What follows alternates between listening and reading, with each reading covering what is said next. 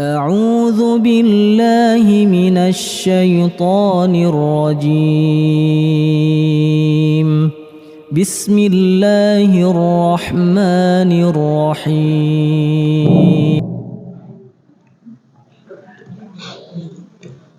Bismillahirrahmanirrahim. Assalamualaikum warahmatullahi wabarakatuh.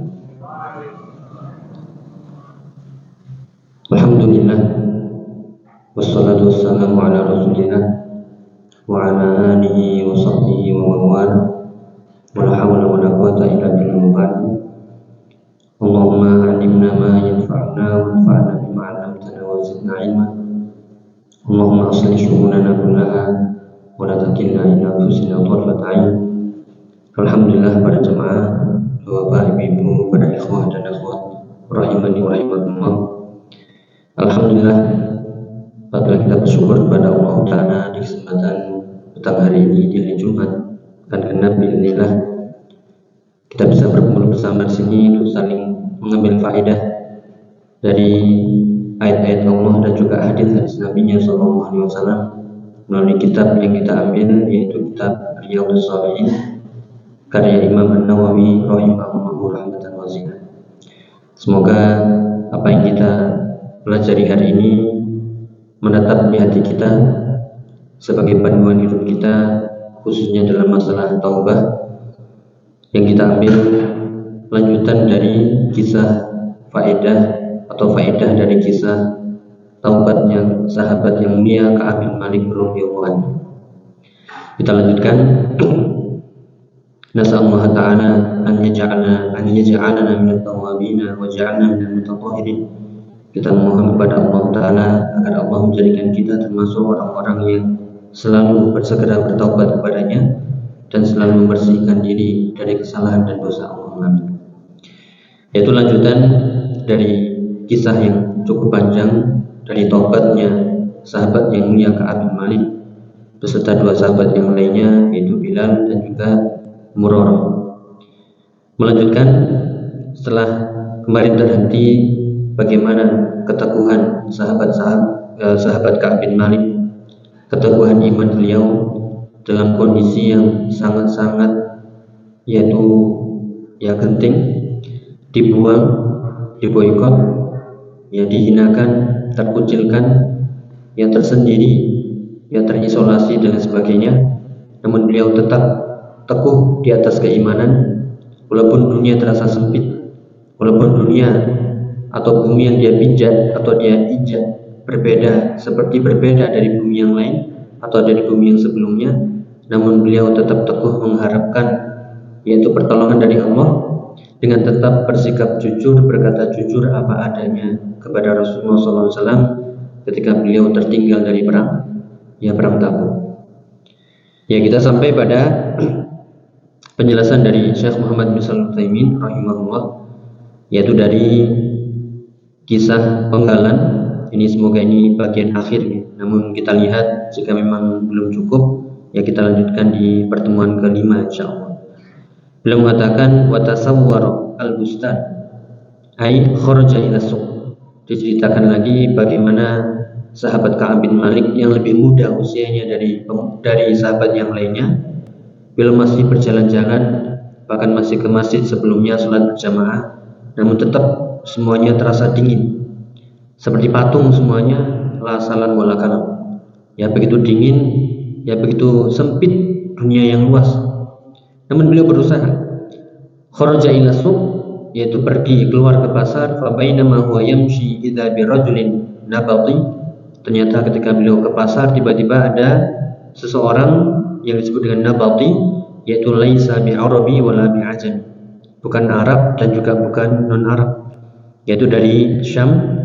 Wasummu bidzalika li'annahum kanu yakhrujuna fil barari yastanbitun al-ma wa yaqul man yadullani ala Ka'ab bin Malik. Intinya seseorang ini meminta penjelasan atau bertanya, siapa yang bisa menunjukkanku ke sahabat Ka'ab bin Malik. Ternyata dia adalah utusan dari Ghassan, orang kafir, untuk menawarkan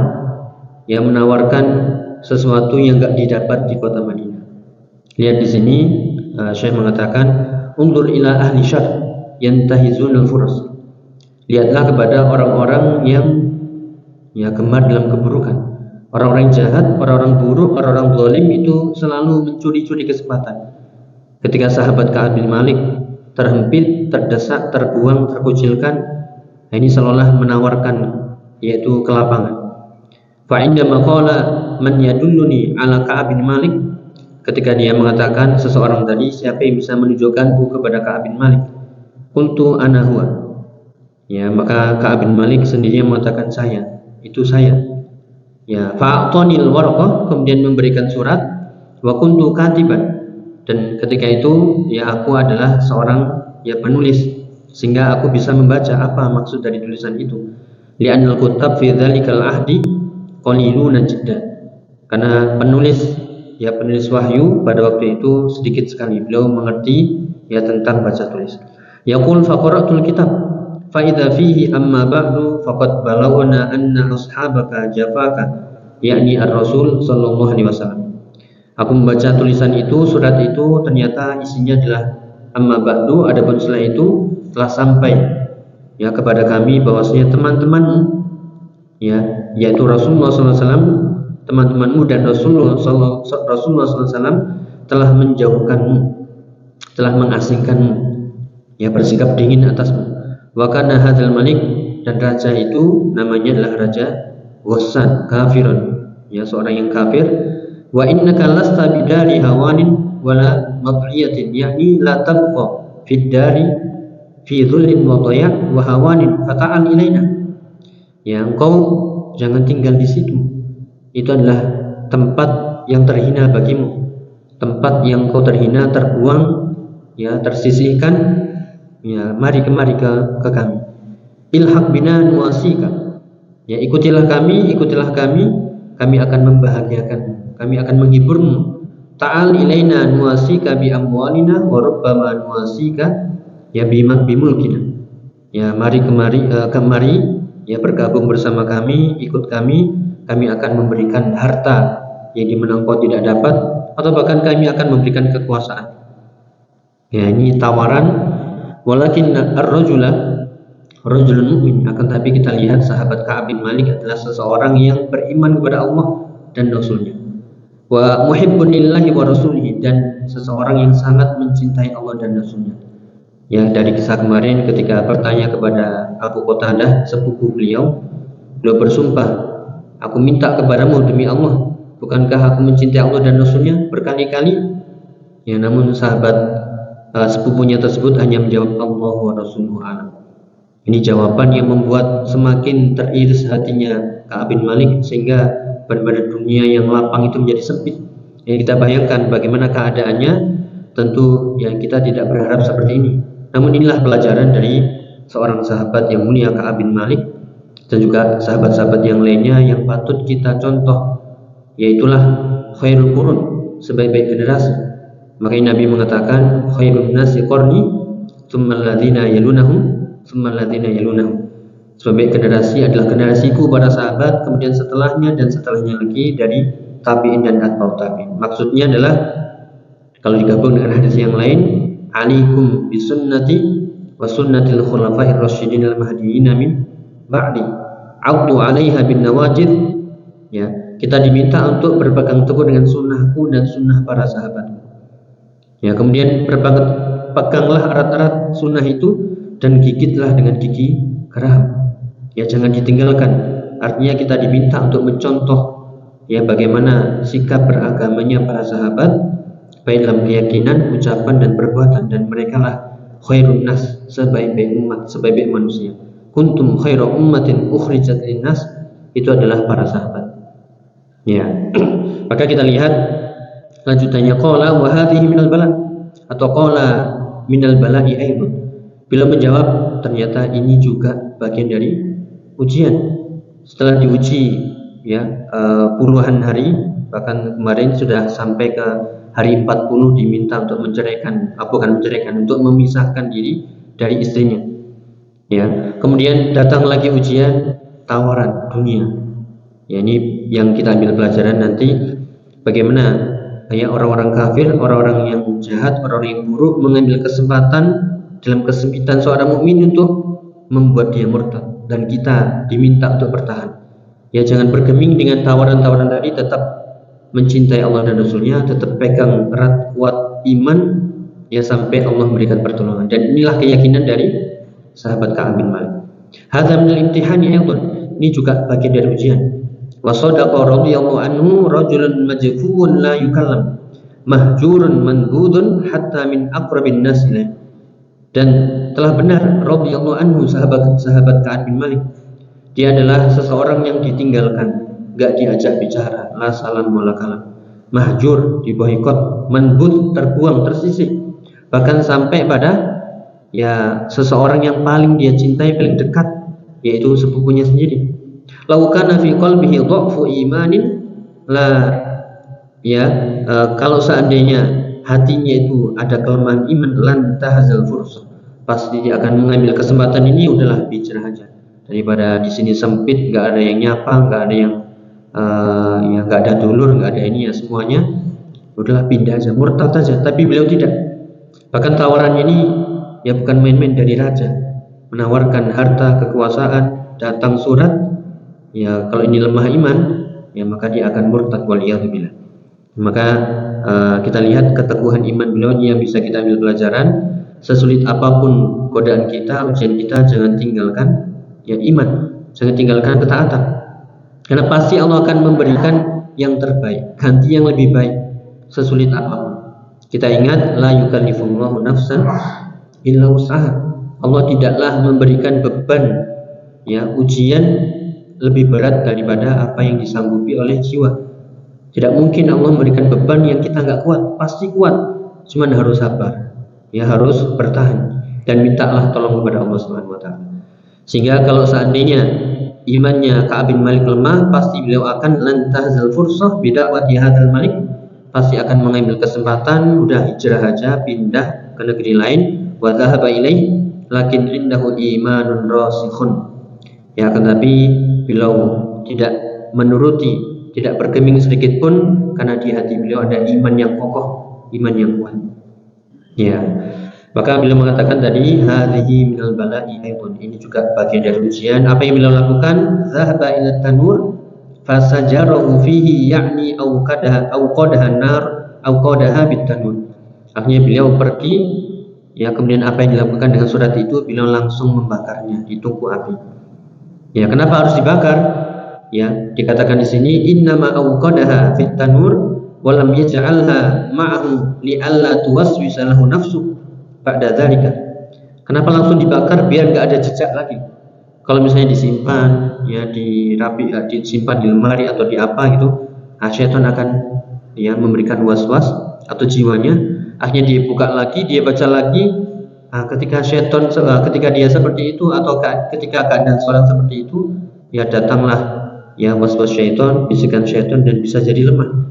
Namun beliau sama sekali tidak bergeming, bahkan tidak meninggalkan jejak sedikit pun, langsung dibakar, hilang sudah, dimusnahkan.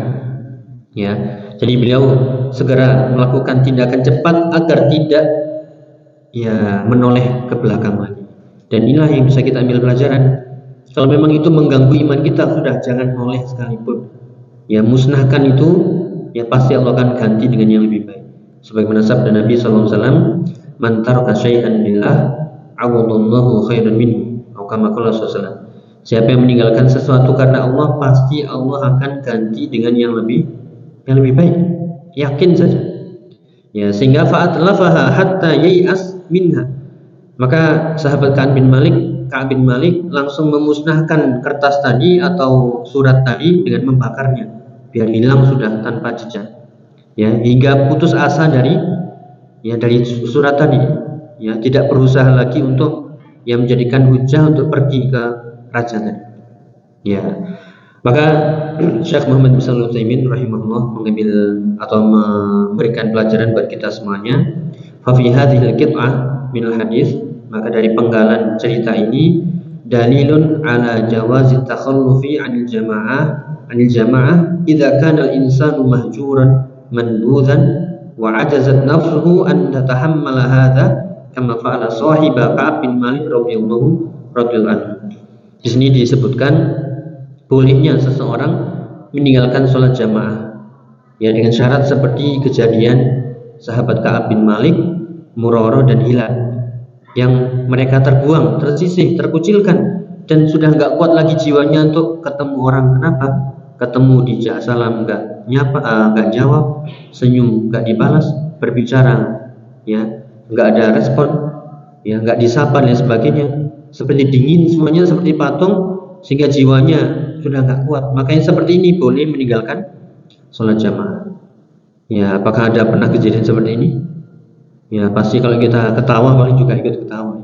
Atau kita ambil sesuatu kita kasih nasi goreng udah berubah. Ya, ini benar-benar kita lihat keteguhan sahabat tiga tadi, kekuatan iman mereka, dan juga sami'na wa ta'nanya ya para sahabat yang benar-benar meninggalkan mereka karena Allah. Ya, memboikot mereka karena Allah. Ya, benar-benar mereka taat dan patuh. Jadi ini adalah yang bisa kita contoh. Kalau keadaannya seperti itu, maka boleh tidak sholat jamaah. Namun kalau dalam keadaan sekarang ya mungkin tidak terjadi. Kemudian li'annahu la syakka anna min adh-dhik wal haraj an ya'ti al-insan ila masjid ma'al jamaah. Karena sesuatu yang tidak dilakukan lagi ketika seorang mengalami hal seperti ini, jiwanya akan terasa ya sempit, susah, punggung terasa berat. Karena tadi ke masjid sholat jamaah la yusallam wa la yuraddu salamu, nggak ada yang salam, nggak ada yang menjawab salam, mahjur, manbut, terbuang, tersisih, diboikot. Ini sangat sempit rasanya. Ya, kita nggak disapa mungkin beberapa orang saja rasanya sudah nggak karuan. Ini sak Madinah, satu kota Madinah, sahabat-sahabat yang mulia lagi, bahkan Rasulullah juga.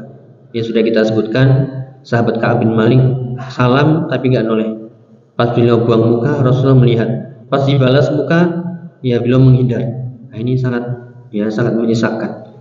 Wa hadza udhrun kama qala ulama. Namun ini adalah udzur, kalau memang terjadi kondisi seperti itu, maka boleh tidak sholat jamaah. Ya, kemudian faedah berikutnya yang kedua, syiddatum titsali sahabah li amrin nabi. Ya, betapa para sahabat itu sangat-sangat memenuhi perintah Nabi sallallahu alaihi wasallam.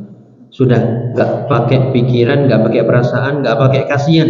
Lu kan kasihan, ini sahabat yang mulia loh. Maka masa cuman satu kesalahan itu aja kita boikot? Enggak. Para sahabat semuanya ya sam'an wa ta'ah. Mereka mendengar, patuh, taat. Ini adalah dalil majara li Abi Qatadah. Ini juga seperti yang dilakukan ya oleh Abu Qatadah, sepupu dari Ka'ab bin Malik. Sepupunya sendiri dalam keadaan sepi, ya Ka'ab bin Malik naik ke rumahnya, ke dindingnya, nyapa, nggak dibalas apanya. Bahkan sampai bersumpah demi Allah, katakan iya atau tidak. Beliau juga tidak mengatakan iya atau tidak. Ya, beliau hanya mengucapkan Allahu wa Rasuluhu a'lam. Kayak berbicara sama orang ketiga, padahal itu bicaranya sama orang kedua. Ya, cukup bilang Allahu wa Rasuluhu a'lam. Ya, benar-benar mereka sam'an wa ta'ah, yaitu menuruti apa kata Nabi sallallahu alaihi wasallam, semuanya tentunya karena Allah. Inilah yang harus kita lakukan sebagai pembahasan di al-ubudiyah ini. Bahwasanya al-bughdhu fillah, al-hubbu fillah, wal bughdhu fillah. Ya, siapa yang mencintai karena Allah, kemudian membenci karena Allah, memberi karena Allah, menolak pun karena Allah, faqad istakmal iman. Atau kama qala sallallahu. Itulah orang yang sempurna ya imannya. Ini kita latih bagaimana mencintai karena Allah, membenci karena Allah, memberi karena Allah, dan menolak pun karena Allah. Inilah sekali lagi hal-hal yang menyempurnakan iman. Kemudian faedah yang ketiga, annahu yajibut taharruz min ashabis syarr wa ahli su' alladzina yantahizuna ad-dha'fa fil insan wal furas fi idha'atihi wa halaki. Hendaklah seseorang itu berhati-hati dari orang-orang yang buruk, dari orang-orang yang jahat, orang-orang yang zalim, karena mereka pasti akan mencari-cari kesempatan lemahnya kita di mana. Nah, seperti Ka'ab bin Malik tadi. Ya, dikira Ka'ab bin Malik diiming-imingi dengan uang, dengan harta, dengan kerajaan, ya dikirim surat, ya, dikira itu bisa murtad, ternyata tidak. Ya, ini bisa kita ambil pelajaran adalah kita selalu hati-hati dengan orang-orang yang jahat, orang yang buruk, waliyadzubillah, ya, untuk mengambil ya kesempatan dalam kesempitan ketika kita mengalami musibah, bisa jadi menawarkan hal-hal yang yaitu membuat iman kita kokoh. Namun seorang mukmin adalah seperti Ka'ab bin Malik, indahu imanun rasikh, adalah dia memiliki iman yang teguh, yang mengakar, yang kuat, ya, yang kuat setinggi gunung, yang luas samudra. Adalah seperti itu.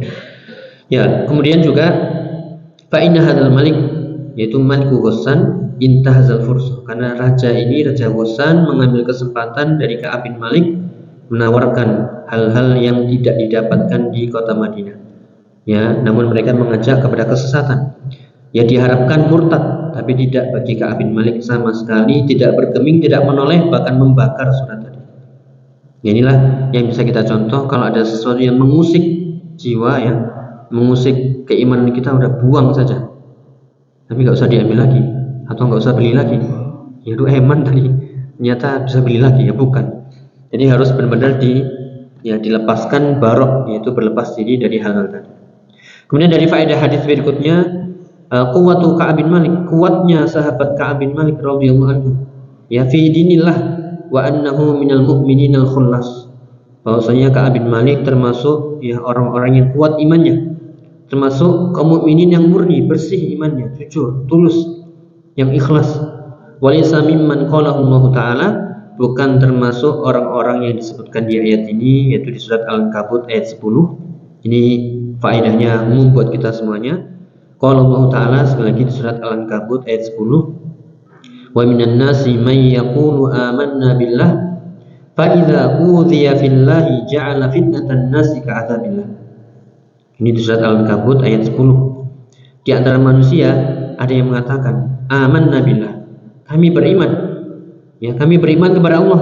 Fa idza udhiya fillah, akan tapi ketika dia dalam keimanan mengatakan itu, kemudian diuji oleh Allah, ya, entah itu dengan pukulan, dengan terpaan, dengan tempaan, dengan ujian, dengan sakit, dengan kezaliman, ketika dia mempertahankan keimanan, ya, maka tiba-tiba dia mengatakan seolah-olah ja'ala fitnatan nasi ka'adzabillah, yaitu menjadikan fitnah manusia tadi seperti azab Allah. Akhirnya dia udahlah, nggak usah iman-iman yang kuat, ya, nggak usah kenceng-kencengan. Ternyata susah jadi orang kenceng, ya, susah jadi ahlussunnah, ya, susah mengikuti kebenaran, sudah biasa-biasa aja. Saya nggak mau diuji dengan ujian yang berat seperti ini, ya, saya nggak mau taatnya terlalu kenceng, nanti ujiannya juga berat, sudahlah biasa-biasa aja. Akhirnya dia agamanya mundur, agamanya ke belakang, bahkan murtad. Ya, ini sekali lagi di surat Al-Ankabut. Maka Syekh Muhammad bin Shalih Al-Utsaimin mengatakan, fa ba'dun nas wal iyadu billah, sebagian orang, na'udzubillah, ya, kita berlindung darinya, mereka mengatakan amanna billah, kami beriman kepada Allah. Walakin imanuhum dhaif, akan tapi iman mereka, ya, lemah, nggak siap nanti kalau diuji pas iman tadi. Hendaklah kita bukan menantang ujiannya, bukan menantang ayo mana ujiannya ya Allah saya minta, bukan, akan tapi pertahankan keimanan. Tapi ketika diuji siaplah, sabarlah, ya. Demikian juga ketika diuji jangan mundur ke belakang, waduh ternyata berat ini jadi orang beriman, ya, mendingan nggak usah sholat sekalian, na'udzubillah. Jadi iman mereka lemah, nggak siap nanti kalau diuji hartanya, keluarganya, ekonominya, keluarganya, ya, fisiknya. Akhirnya dia nggak mau istiqomah, ya, padahal dia lupa atau kita lupa. Nah, ini surat Al-Ankabut ayat 10, ya. Ayat awalnya itu di awal ayat, monggo nanti bisa dilihat, yaitu Allah Ta'ala mengatakan ahasiban nasu ayyutraku ayyaqulu amanna wa hum la yuftanun. Ya, apakah manusia itu mengira, mereka mengatakan kami beriman, kemudian dibiarkan begitu saja nggak diuji? Ya, sesuatu yang mustahil. Tidak. Iman itu butuh bukti. Iman itu butuh bukti nyata. Apa? Ya, ujian tadi. Ya, bukankah kita ingat alladzi khalaqal mauta wal hayata liyabluwakum ayyukum ahsanu amala. Dialah Allah yang menciptakan kematian, kehidupan untuk menguji kalian siapakah yang paling baik amalnya. Jadi hendaklah seorang mukmin itu siap, ya, ketika diuji oleh Allah Ta'ala dengan cara apa? Iman bahwasanya ma asaba min musibatin illa biidznillah, apapun musibah yang menimpa itu semuanya biidznillah, semuanya dengan izin Allah, yang di surat At-Taghabun ayat 11. Kemudian lanjutannya, wa may yu'min billah yahdi qalbah, siapa yang mengimani hal itu dari Allah, maka Allah akan memberikan keimanan pada hatinya. Ya, demikian juga yakinlah bahwasanya la yukallifullahu nafsan illa wus'aha. Bahwasanya Allah tidak akan membebani jiwa itu di luar batas kemampuannya. Ya, kalau Allah menguji itu juga tanda cinta. Ya, sungguhnya Allah dalam hadis Nabi mengatakan, "Innallaha idza ahabba qauman ibtalahum." Sungguhnya jika Allah mencintai sebuah kaum pasti Allah akan mengujinya. Dan sekali lagi ujian ini pernah kita sebutkan ya, dalam fikih memahami ujian. Ujian sesuai dengan kadar keimanannya. Kalau imannya teguh kokoh maka ujiannya pun akan semakin berat. Maka kembali ke hadis tadi, jika Allah mencintai sebuah kaum pasti Allah akan mengujinya. Siapa yang ridho, faman radiya falahu ridho. Siapa yang ridho terhadap ujian tadi maka Allah akan meridhoinya. Namun siapa yang murka maka Allah akan murka, maka dia akan mendapatkan murka. Dan ya hendaklah itu menjadi panduan hidup kita, prinsip hidup kita, yaitu yang terpenting adalah menjaga keimanan apapun ujiannya. Ya, apapun ujiannya jangan menjadi orang yang lemah. Ya, bukankah al-mu'minul qawi khairun wa ahabbu ila Allah minal mu'minid dhaif? Mukmin yang kuat itu lebih baik dan lebih dicintai oleh Allah daripada mukmin yang lemah. Kuat apanya? Ya imannya, ya fisiknya, ya ini kalau dimaknai secara luas, ya hartanya, ya kekuatannya, ya semuanya, ya akal pikirannya, ya ilmunya. Meskipun dua-duanya mukmin tadi, wa fi kullin khairun. Dan setiap mukmin walaupun dia kuat lemah tapi ada kebaikannya, masih ada imannya. Namun disinilah tugas kita untuk selalu yaitu menaikkan atau ya menguatkan iman-iman kita dengan ayat-ayat Allah, ya dengan hadis-hadis Nabi-Nya, dengan kisah-kisah para sahabat, dan juga dengan nasihat-nasihat para ulama. Ya, sekali lagi, idza udhiya fillah irtadda. Ada orang yang tadi disebutkan di surat Al-Ankabut, ketika diuji dengan celaan manusia, kezaliman manusia, ya, maka tiba-tiba murtad, menganggap ujian manusia itu seperti azab Allah sehingga tak kuat, sehingga waliyadzubillah wa fasaqa wa taraka ta'ah, sehingga menjadi orang fasik dan meninggalkan ketaatan. Padahal tadi fikihnya adalah itu adalah ujian, bukti tanda cinta Allah kepada kita, atau bisa jadi itu adalah penggugur dosa-dosa kita, atau bisa jadi itu adalah hal-hal yang menaikkan derajat kita di sisi Allah Subhanahu wa taala. Yang sudah kita bahas dalam hadis yang maknanya bisa jadi Allah sudah menetapkan derajat seorang hamba di sisi yang paling tinggi. Namun karena amalannya biasa-biasa aja, ya sholat malam enggak, ya misalnya puasa sunnah juga enggak, sedekah enggak. Bagaimana cara meninggikan derajatnya? Ya diuji, ya dengan kesulitan, ya dengan tempaan, dengan kesulitan harta, ekonomi, keluarga, sakit dan sebagainya.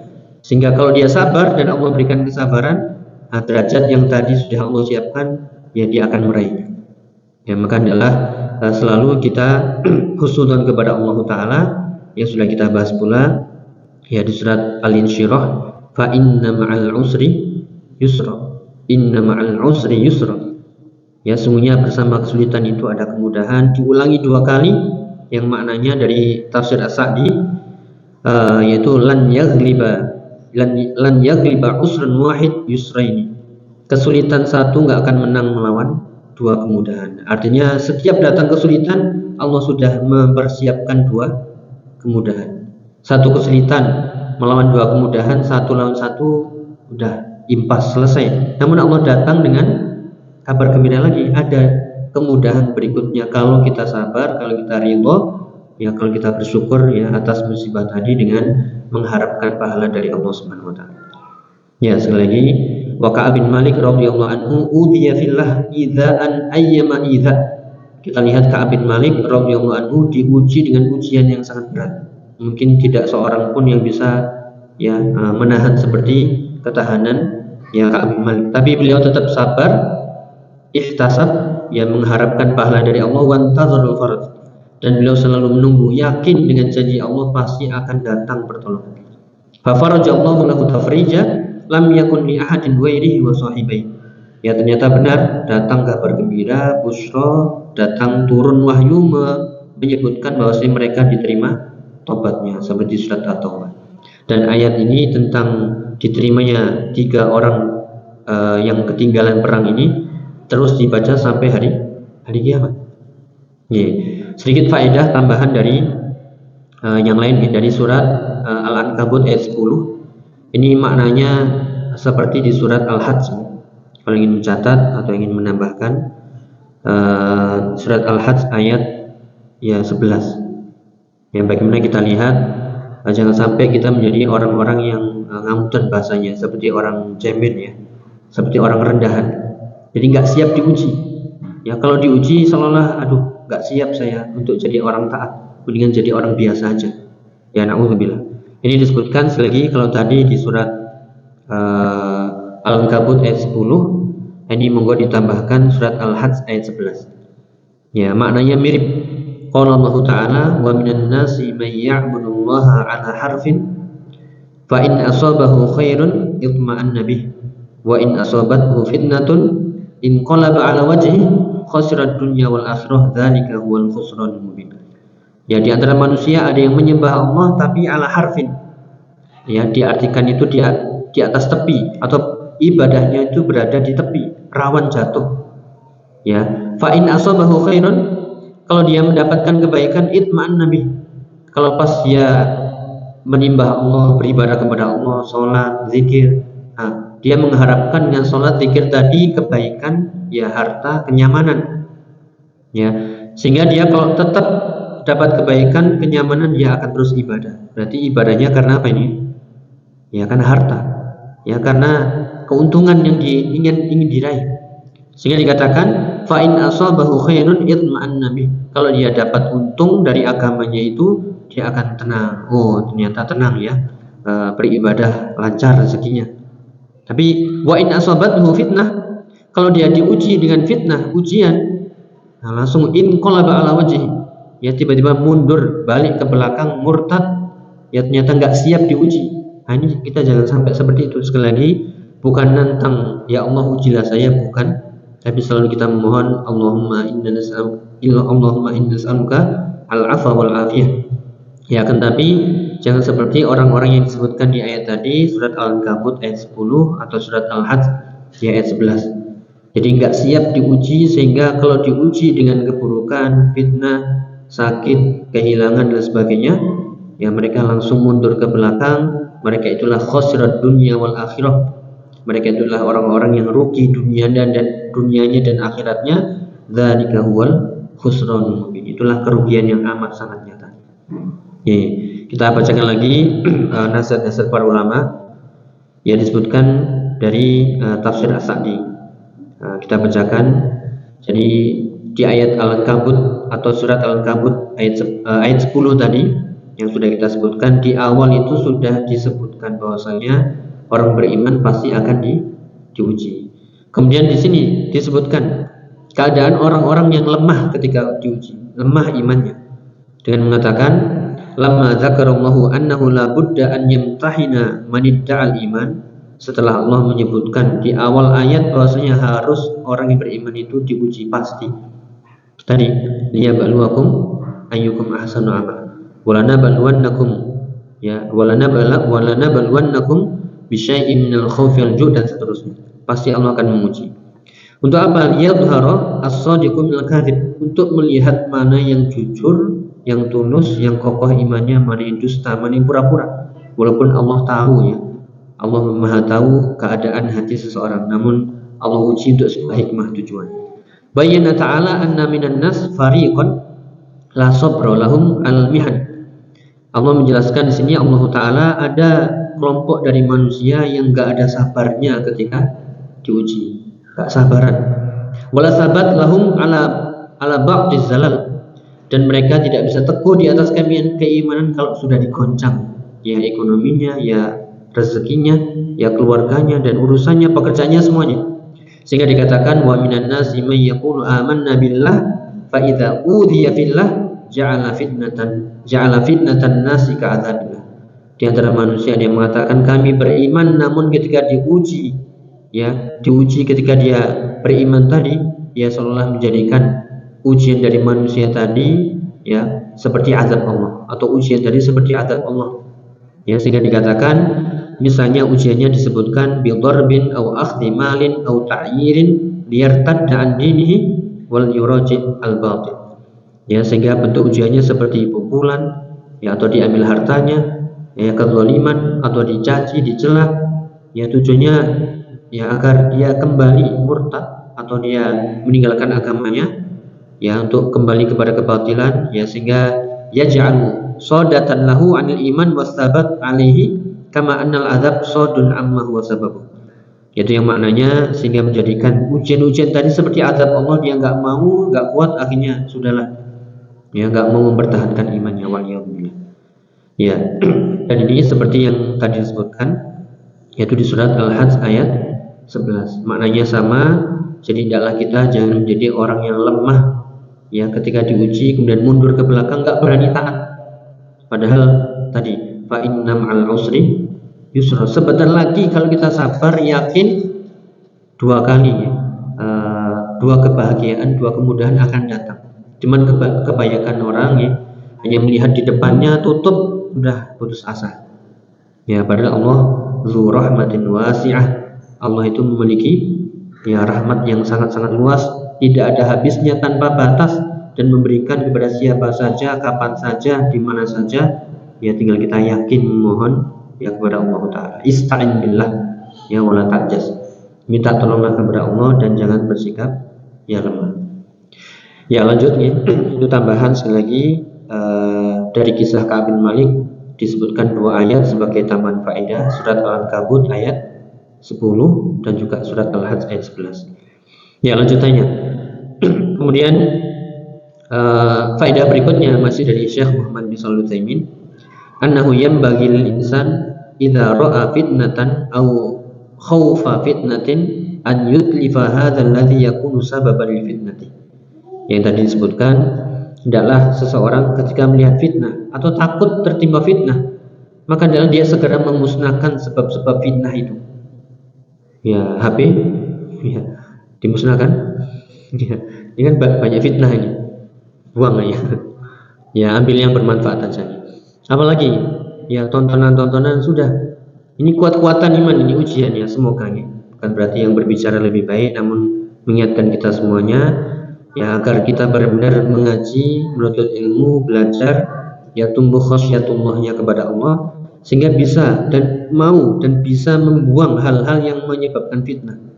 Jadi eman-eman bahasa kita, ya. Sudah ngaji, ya, sudah lama, sudah ini, sudah itu, ya. Misalnya habis pengajian naik imannya, tiba-tiba, ya, mengambil atau melihat atau melakukan hal-hal yang menggerogoti iman. Maka adalah setiap hari kita muhasabah, ini apa yang menyebabkan, udah ini buang aja. Ya, medsos-medsosnya nggak penting, ya, itu kita sisihkan. Jadi kalau kita kuat imannya dan harus yakin, disitulah ketenangan. Ya, disitulah lezatnya iman. Ya, mencintai karena Allah, memberi karena Allah, ya, meninggalkan karena Allah. Semuanya bagian dari keimanan, ya, bagian dari kelezatan iman. Ya, kita lihat fa inna Ka'ab bin Malik radhiyallahu anhu lamma khafa ala nafsihi an tamila fi ma ba'du ila hadzal malik. Kita lihat bagaimana Ka'ab bin Malik takut, khawatir, jangan-jangan kalau di suratnya disimpan, dia hatinya akan condong. Ya, suatu ketika nanti akan condong, buka lagi, udahlah lumayan ini. Ya, akhirnya, ya, pergi ke raja tadi. Ternyata enggak, bila langsung memusnahkan, bakar, sudah hilang tanpa jejak. Wa yattakhidha hadhil warqah wasiqatan wa haraqaha radhiyallahu anhu. Sehingga beliau tidak bergeming sama sekali, langsung dibakar. Ya, langsung dimusnahkan. Adalah kita mencontoh bagaimana, ya, rasa takut itu yang begitu dalam sehingga mampu meninggalkan hal-hal yang dikhawatirkan yang menyebabkan fitnah. Ya, nasallallahu alaihi wasallam.